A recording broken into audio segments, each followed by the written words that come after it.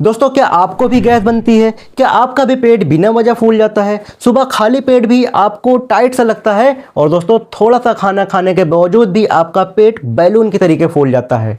अगर हाँ, तो ये वीडियो आपके लिए है, क्योंकि दोस्तों हर एक इंसान को कभी ना कभी गैस बनती ही है, ये नॉर्मल है।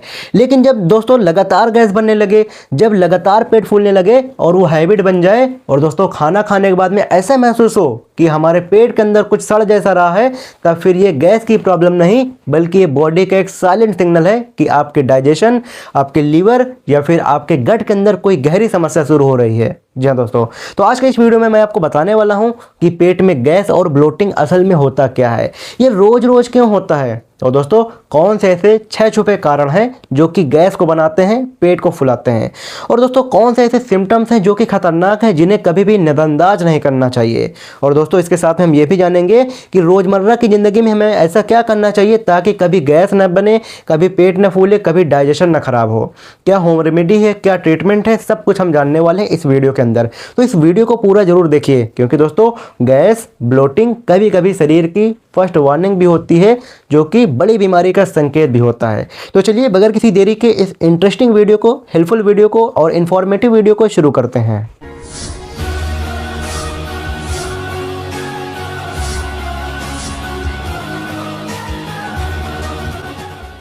तो दोस्तों सबसे पहले हम बात करते हैं कि पेट में गैस बनना और पेट फूलना होता क्या है। तो देखो, गैस बनना बॉडी का नॉर्मल प्रोसेस है। डाइजेशन के दौरान थोड़ी बहुत बॉडी गैस बनाती है, ये नॉर्मल है। लेकिन प्रॉब्लम जब होती है जब ज़्यादा गैस बनने लगती है, जब ज़्यादा हवा बनने लगती है और बाहर नहीं निकल पाती है, और दोस्तों इंटेस्टाइन के अंदर ट्रैप हो जाती है, मतलब कि आंतों के अंदर फंस जाती है, जब प्रॉब्लम होती है। इससे क्या होता है कि पेट में टाइट सा फील होता है, पेट में भारीपन लगता है, और कई लोग तो ऐसा कहते हैं कि मेरे पेट के अंदर कुछ अटक सा गया है। जी हाँ दोस्तों, इसको मेडिकल टर्म में excessive intestinal gas plus bloating कहा जाता है। तो आप ये सोच रहे होंगे कि यार ये तो सब ठीक है, लेकिन ये बताओ कि पेट में गैस क्यों बनती है, पेट फूलता क्यों है। तो देखो, इसके मैं आपको 6 ऐसे रीजन बता रहा हूँ जिसकी वजह से गैस लगातार बनी रहती है, जिन्हें आपको समझना जरूरी है। तो जो सबसे पहला रीजन है दोस्तों, वो है स्लो डाइजेशन। जी हाँ दोस्तों, ये सबसे कॉमन कारण होता है स्लो डाइजेशन। इसमें क्या है कि जब आप कोई भी फूड खाते हैं, जब आप कोई भी खाना खाते हैं, वो आपके पेट के अंदर जाता है और वो पेट के अंदर बहुत देर तक रुका रह जाता है, तब फिर वो फर्मेंट होने लगता है, और फर्मेंट होने की वजह से पेट में गैस बनती है और फिर पेट फूलता है। अब आप ये सोच रहे होंगे कि यार ये स्लो डाइजेशन क्यों होता है, इसकी क्या वजह है। तो देखो भाई, जब लेट नाइट डिनर किया जाता है, जब ऑयली फूड खाया जाता है, या फिर ओवर ईटिंग की जाती है, तब फिर स्लो डाइजेशन होता है। इसके अलावा अगर किसी को हाइपो एसिडिटी हो जाती है, मतलब कि पेट के अंदर एसिड कम बनता है, जो तेजाब होता है वो कम बनता है, जो हाइड्रोक्लोरिक एसिड होता है जब वो कम बनता है, तब फिर स्लो डाइजेशन होने लगता है, जिसकी वजह से गैस बनने लगती है। अगर किसी को स्लो डाइजेशन होगा तो उसके सिम्टम्स क्या क्या होंगे, जैसे कि खाना खाने के बाद में पेट में भारीपन, डकारी आना, पेट का कसा कसा महसूस करना और गैस ट्रैपिंग, ये इसके कुछ सिम्टम्स होते हैं स्लो डाइजेशन के। तो ये पहला कारण था स्लो डाइजेशन। जो हमारा दूसरा कारण है दोस्तों, वो है लीवर वीकनेस या फिर फैटी लीवर। जी हाँ दोस्तों, अगर किसी को फैटी लीवर हो जाएगा, किसी का लीवर वीक हो जाएगा, तब भी ये प्रॉब्लम होती है। क्योंकि दोस्तों आप जानते हैं कि जो लीवर है वो बाइल को बनाता है, और जो बाइल है ना, ये हमारे डाइजेशन को स्मूथ करता है। लेकिन अगर किसी को फैटी लीवर हो जाएगा या फिर लीवर वीक हो जाएगा, तो फिर बाइल कम बनेगा। जब बाइल कम बनेगा तो जो हमारा डाइजेशन है वो स्लो हो जाएगा और पेट में गैस और पेट फूलने जैसी समस्याएं शुरू हो जाती हैं। इसीलिए कई लोगों में गैस, ब्लोटिंग, लीवर डिसीज का पहला संकेत होता है। तो ये हमारा दूसरा कारण था। तीसरा हमारा कारण है दोस्तों गैस्ट्राइटिस या फिर एसिडिटी। जी हाँ दोस्तों, गैस्ट्राइटिस में क्या होता है कि जो हमारे पेट की अंदरूनी परत होती है, जिसको हम म्यूकोसा लेयर कहते हैं, उस म्यूकोसा लेयर में इन्फ्लामेशन हो जाती है, वो इन्फ्लाम्ड हो जाती है, तो फिर गैस्ट्राइटिस हो जाता है। ठीक है। अच्छा, इसके सिम्टम्स क्या होंगे गैस्ट्राइटिस के, कि खाना खाते ही पेट फूलने लगना, ये सिम्टम्स होता है। बर्निंग सेंसेशन, मतलब कि पेट के अंदर जलन होना, ये भी सिम्टम्स होता है गैस्ट्राइटिस का। इसके अलावा मुंह में करवाहट सा लगना, ये भी गैस्ट्राइटिस का सिम्टम्स होता है। और कुछ लोग तो ऐसा भी कहते हैं कि मैंने पानी पिया और मुझे अचानक से गैस बन गई, ये भी ऐसा भी कुछ लोग कहते हैं, ऐसा भी होता है। ठीक है। अब आप ये सोच रहे होंगे कि यार ये गैस्ट्राइटिस या फिर एसिडिटी होती ही क्यों है। तो देखो, साल्टेड स्नैक लेने की वजह से होती है, एक्सेस अमाउंट में टी लेना, कॉफ़ी लेना, खास करके खाली पेट ले लेना, इसकी वजह से होता है, या फिर मसालेदार खाना खाने की वजह से होता है। तो ये हमारा तीसरा कारण था। चौथा हमारा कारण है दोस्तों आईबीएस। जी हाँ, आईबीएस मतलब इरिटेबल बाउल सिंड्रोम। तो देखो जो ये हमारा आईबीएस है ना, आईबीएस में आप इसको इस तरीके से समझो कि जो हमारा गट है, जो हमारा पेट है, इसका डायरेक्ट कनेक्शन हमारे ब्रेन से होता है। जब ज़्यादा आप टेंशन लेते हो, जब ज़्यादा आप स्ट्रेस लेते हो, तो फिर जो हमारा गट है वो भी स्ट्रेस को फील करता है, जिसकी वजह से हमारा डाइजेशन गड़बड़ा जाता है और फिर गैस बनने लगती है। अच्छा, जो आईबीएस होता है ना, इसके दो पैटर्न होते हैं, एक होता है आईबीएस सी, एक होता है आईबीएस डी। आईबीएस सी मतलब कि कॉन्स्टिपेशन टाइप, मतलब कि इसमें कब्ज होती है, और जो आईबीएस डी है, आईबीएस डी मतलब कि डायरिया टाइप, मतलब कि इसमें डायरिया होने लगता है, जो आपका स्टूल है, जो टॉयलेट है, वो पतला होने लगता है।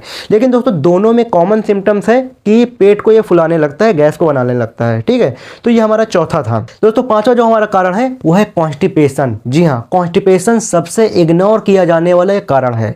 इसमें क्या होता है कि जो हमारा स्टूल है, जो हमारी टॉयलेट है, जब वो आंतों के अंदर जमा रहती है तो फिर उसमें जगह कम पड़ जाती है, स्पेस कम पड़ जाता है, जिसकी वजह से गैस अटक जाती है, जिसकी वजह से पेट फूलने लगता है। ये एक नॉर्मल प्रोसेस है। ठीक है, अच्छा सिम्टम्स क्या होंगे अगर किसी को कॉन्स्टिपेशन होगा? तो सुबह सुबह जो है उसका पेट नहीं साफ होगा। ठीक है, उसका पेट में भारीपन रहेगा, इनकम्प्लीट इवैक्यूएशन होगा, ये सब इसके सिम्टम्स दिखाई देते हैं। तो ये हमारा पांचवा कारण था। जो हमारा छठवां कारण है दोस्तों गैस बनने का, वो है फूड इंटॉलरेंस। जी हाँ दोस्तों, बहुत सारे ऐसे लोग होते हैं जिनको इंटॉलरेंस होता है चीज़ों से। उनको बहुत सारी ऐसी चीज़ें हैं जो कि उनको हजम नहीं होती हैं, वो डाइजेस्ट नहीं कर पाते हैं।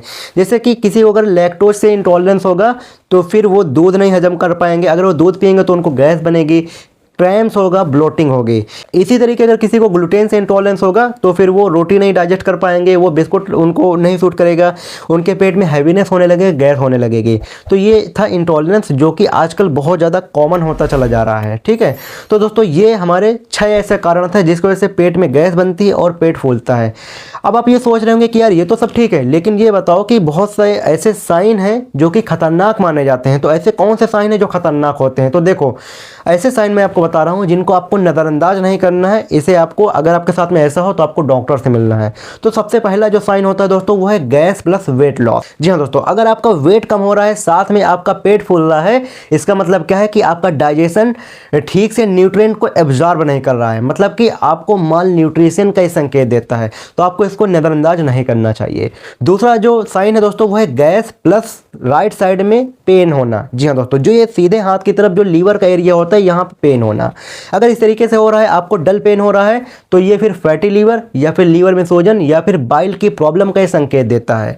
ठीक है, तीसरा जो साइन होता है दोस्तों वो है स्टूल में चेंजेस होना। जी हाँ दोस्तों, अगर आपका स्टूल चेंज हो रहा है, अगर आपका जो स्टूल है, जो आपकी टॉयलेट है, अगर वो हल्की हो रही है, क्लाउडी कलर की हो रही है, या फिर वो तैली हो रही है, या फिर वो चिपचिपी हो रही है, या फिर वो बदबूदार हो रही है, तो फिर ये पैनक्रियाज या फिर लीवर की तरफ ये इशारा करता है कि ये ठीक से काम नहीं कर रहे हैं। तो ये सीरियस सिग्नल होता है जिसको आपको ध्यान देने की जरूरत होती है।